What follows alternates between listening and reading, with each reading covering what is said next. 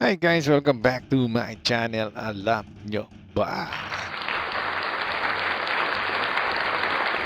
So guys, meron naman tayong bagong video na itatakil at i-react ngayong araw na ito. Ito ay galing kay PH Malayan. Sabi niya dito, why the Philippines must invest in modern AAW frigates now? What is AAW? Anti-air warfare frigates. Oo, kailangan talaga yan. Isa yun sa mga sinasabi ko dati, di ba? Kailangan talaga natin may mga anti-air warfare. Kasi yun ang uso ngayon eh. Missile, drones. Di ba? Puro ganun na lang talaga. Tapos marami pang fighter jet na kalaban. Maraming helicopter. Daming air assets nila. Di ba? So, paano natin matidepensa yun kung wala tayong mga anti-air warfare? Hindi lang frigates, ha? Isa lang yan, frigates. Pero, kailangan sa ating land, meron din. Sa ating kalupaan, meron din mga may naka-depensa dyan. Nakalinya. Para sa mga air assets ng kalaban. Like mga missile o rockets, di ba? So, kailangan talaga natin yung mga anti-air na yan. So, sabi nga dito, the rising tensions in the South China Sea highlight the urgent need for the Philippines to invest in modern anti-air warfare frigates. These advanced warships are essential for defending our skies, securing maritime territories, and countering the looming threat for China militarized island. Diba? Yung mga island na yun, ang mga tinayo nila, malamang meron ng mga missile capability rin yun na malapit na sa ating bansa. So, sobrang lapit na yun. So, abot na nila lalo. Diba? Eh, meron naman din sila mga cruise missile na galing sa mainland China. Aabot sa bansa natin yun. Diba? So, kailangan talaga natin ng anti-air na yan. Noon ko pa sinasabi yan talaga. Kasi yun ang panahon ngayon eh. Di ba? Kaya sabi ko, hindi na tayo harap-harapan nakikipaglabanan. Unang na yan, susunod na yan. Pero unang ipapato sa atin, mga air assets nila. Di ba? Mga air ammunition nila. Mga missile rockets. Yan, mga ganyan. Drones. So kailangan talaga natin ng mga anti-air warfare na yan. Hindi lang sa frigates, pero sa land din. Dapat meron din tayo yan. Capability. So, puro pandepensa ang dapat inuuna natin nga sa ngayon. Kasi hindi naman tayo makakalaban sa opensa eh. Di ba? Hindi natin uunahin yung opensa. Depensa ang uunahin natin. Para sa akin, yun ang kailangan unahin talaga. Kasi hindi ka makakabato sa kanila. Di ba? Dahil maraming silang ibabato sa atin, kailangan mo munang dumipensa. Kasi pag tinira na tayo ng mga yan, ako, di ba? May advanced radar sila. Alam nila kung saan nakalagay yung mga barko natin, saan nakalagay yung mga pang-air natin, mga military base natin. Alam nila yung radar natin. Alam nila yan, mga yan. Di ba? Nasusurveillance sa tayo niyan. Hindi nila natin alam. Pero meron na silang idea kung saan nakalagay yung mga natin. Military assets natin. Diba? Kung kaya, saglitan lang tayo tirahin ng mga yan. Kaya kailangan talaga natin ng anti-air warfare na yan. Let's go! Welcome back to our channel. Today, we're tackling one of the most pressing defense needs for the Philippines, acquiring modern anti-air warfare, AAW, frigates. With rising tensions in the South China Sea, the need to defend our skies and seas has never been more critical. Let's explore what AAW frigates are, their role in countering regional threats, and the best options available on the market, including a promising Japanese design. So, what exactly is an anti-air warfare frigate? These are specialized naval vessels designed to detect, track, and neutralize airborne threats like fighter jets, drones, and even incoming missiles. Equipped with advanced radar systems, missile launchers, and electronic countermeasures, AAW frigates act as a shield for naval fleets and strategic maritime zones. For the Philippines, which relies heavily on maritime security, having a capable AAW frigate would not just enhance national defense but also solidify our presence in disputed waters like the West Philippine Sea. The AAW frigate isn't just a weapon, it's a statement of sovereignty and preparedness in an increasingly contested region. Let's address the looming Chinese threat in the South China Sea. Over the past few years, China Mga MLRS. Di ba? Hindi lang din yung mga MLRS, kahit mga secondary gun. Kasi sa natin, di ba? Sa ating mga barko. Di ba? Kasi hindi lang naman puro missile. Kung puro missile lang, yung ibabatod din natin sa kapwa missile nila. Naku, ubus agad yung mga missile natin. O kaya mga decoy, ang launcher din, na makakamura tayo. Di ba? Hindi masakit sa bulsa yun dahil titirahin natin, magtitipay sa tayo, pan-decoy na. Diba? Pati mga secondary gun, yung mga yan. Kailangan talaga natin yung mga yan dahil hindi natin alam kung gaano kalakas yung ano nila o gaano kadami na pwede ibato nila sa atin. Diba? 1,000 siguro yan. Piyari tayo. Paano natin madidepensa natin sa ganun karami. Diba? Ay, buhay. Kung titignan mo talaga parang napaka-imposible. Pero talagang kailangan niya nang munang unahin natin sa ngayon. has militarized artificial islands, deploying long-range bombers, anti-ship missiles, and advanced air defense systems like the HQ-R9. You know. These developments create a massive air and missile threat to Philippine sovereignty. Without a modern AAW frigate, Philippine naval assets are highly vulnerable to these threats, potentially leaving critical sea lanes and infrastructure unprotected. A capable AAW frigate would allow the Philippines to establish air defense bubbles, intercept hostile aircraft, and deny adversaries the ability to dominate airspace over contested areas like Scarborough Shoal or Mischief Reef. By adding modern AAW frigates to the fleet, the Philippines would send a clear signal that we are ready to defend our maritime territories against any aggression. Now, let's dive into the best AAW frigates the Philippines could consider. Yun. At least meron siyang sasabihin dito ng mga barko na possible. Pwede natin bilhin na may AAW capability. Diba? So, tara. Alamin natin. These are some of the most advanced and capable designs available today. Number 1. South Korea's KDXI and KDX-3 frigates are known for their advanced radars and vertical launch systems. These combat-proven ships are cost-effective, highly capable, and well-suited for regional.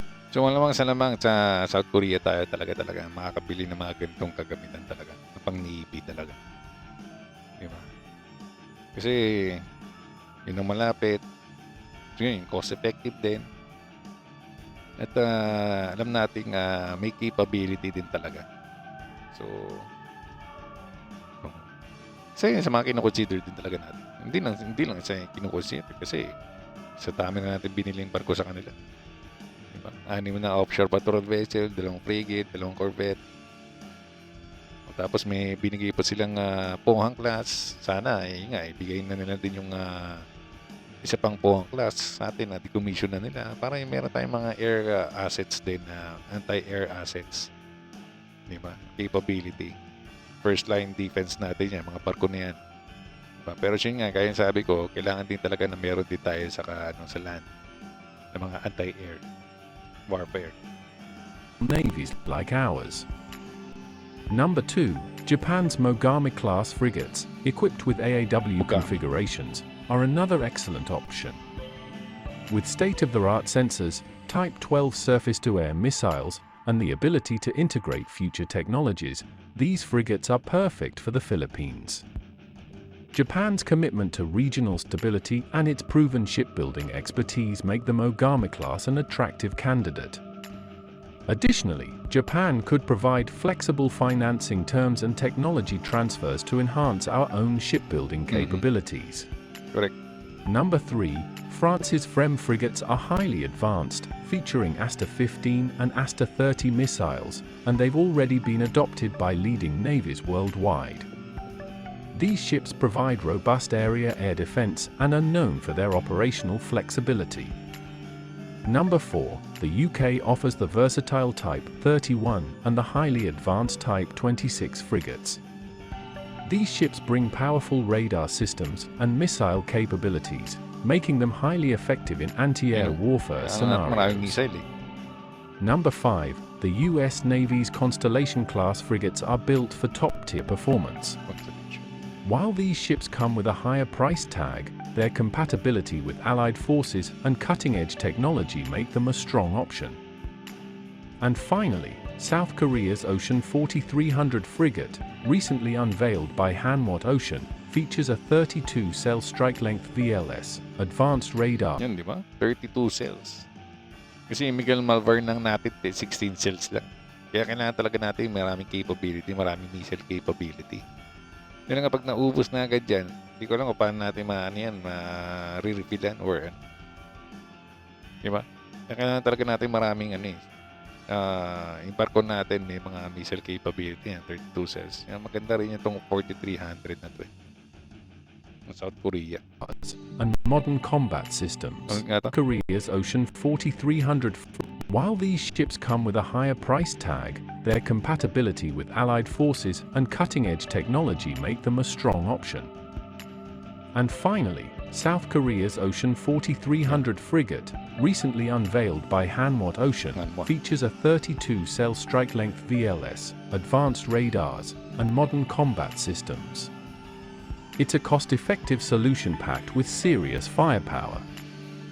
The acquisition of modern AAW frigates is not just about upgrading hardware, it's about safeguarding the nation's sovereignty and preparing for the challenges ahead. With options like South Korea's KDX series, Japan's Mogami class, or France's FREMM frigates, the Philippines has the opportunity to strengthen its naval capabilities and secure its position in the region. What are your thoughts? Should the Philippines go for the Japanese Mogami-class frigates, or would another option suit us better? Let us know in the comments below. Isang gusto ni PH Malaya ang Mogami class Di ba? Pero Japan yan eh. Made in Japan. So alam natin kalidad talaga yan at maganda yung capability talaga niyan. Di ba? Kung gusto natin i-try ng ibang barko, ship for our Navy, isa yan sa mga pwede nating Japan talaga. Di ba? Pero kasi yung Korea, mayroon silang yung Hanwha saka yung Hyundai. Di ba? So, isa yan sa mga possible natin, di ba? Marami ng perang ating di ba? Military. Kuha tayo ng tigtigis-tigisan ng mga yan di ba? Kasi maganda rin basta mga cost effective. Sa US medyo maganda nga at makaka-relate tayo sa kanila lalo na kapag may exercises sobrang mahal naman din yan sa maintenance din natin kakayanin yan. Ito tayo sa mga cost effective na parang medyo equal din ang capability sa US, di ba?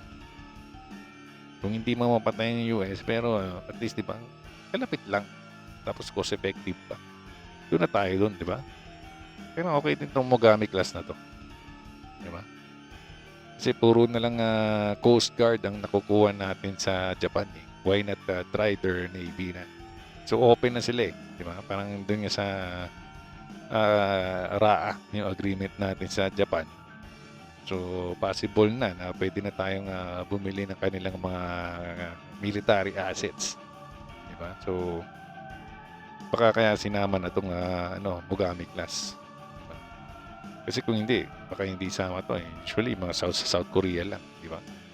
Yun nga tapos yung mga natin, mga lumang barko natin, i-upgrade na natin na mayroong missile capability. Kahit na hindi na, labo na malagyan ng vertical launcher yung mga yan. Kahit mga decoy launcher, yung mga yan. Di ba? Mga Sea-Star, yan, mga secondary gun. Yan yung pang-depensa din natin, di ba? So, gaya nga sabi ko, hindi lang pang Navy, sana sa land din, bumili tayo ng mga pang anti-air warfare. Di ba? Parang kahit na lumagpas sa kanila, bago man tumama sa ating kalupaan, nadepensahan din natin dito sa ating sa lupa, sa ating land. So hindi lang puro pang Navy ang magdidepensa niyan, dahil na kung marami, di ba? So kailangan din natin meron din tayo sa land na pang anti-air warfare na yan, di ba? So at least nakikita na ng ating gobyerno talaga na isa yan sa mga kinakailangan din natin. Kasi talagang yan ang ngayon yan ang napapanahon ngayon, yan ang uso ngayon. Uso talaga yun. I mean, yan ang trends. Trends tuloy. Trend ngayon. Lalo na kapag may gera na. Di ba? Oo. Kaya kailangan natin sumabay din talaga. So yun, so abang-abangan na lang natin guys kung anong possible. Pero maganda rin yung 4300 ng ng Hanwha. Di ba? Cost effective din talaga. Kasi na-try na natin yung Tayvay na-try Hanwha. Or itong Mogami class nga. So yun madalas natin pagpila. Kasi mas malapit na sa ating bansa. Madaling ma-deliver siguro. Di ba? So at kaalay din natin. So, diyan na tayo tumingin. Kung ano man yung magiging desisyon, kung may possible na bill. Kasi isa yun sa mga priority, di ba? Bumili ng 2 frigates pa this year. Di ba? So sana may mga anti-air warfare din sila na capability. May mga 6 missiles, mga vertical launcher, may Sea-Star, mga decoy launcher, may secondary gun. Mas maganda yung secondary gun, harap likod eh. Kaya parang ngayon nga, matipensa ng maayos yung di ba? Depensa natin na maayos yung ating teritoryo. Di ba? The more the merrier talaga. Kasi konti pa lang yung mga barko natin, kaya kailangan fully equipped ang ating mga barko ng mga anti-air assets natin. Di ba? So yun, so abang-abang na lang natin itong mga guys. Kung mayroon pang another news regarding dito. So yun, so maraming salamat KPH Malaya sa kanyang video mga idolo. Lalagay ko po sa description na below full video niya, pati ang kanyang YouTube channel. Huwag niyo pong kalimutan na mag-subscribe po sa kanya. At syempre rin guys, huwag niyo rin pong kalimutan na mag-subscribe din po sa aking channel. Hit niyo po yung notification bell at yung like button mga idolo. At huwag niyo rin pong kalimutan na i-follow din po ako sa aking Facebook page na alam niyo ba. At in the future po sa aking TikTok account mga idolo. So guys, dito na po tayo nagtatapos. Maraming salamat sa lahat. Ingat po tayo lagi. And God bless us all. Bye-bye.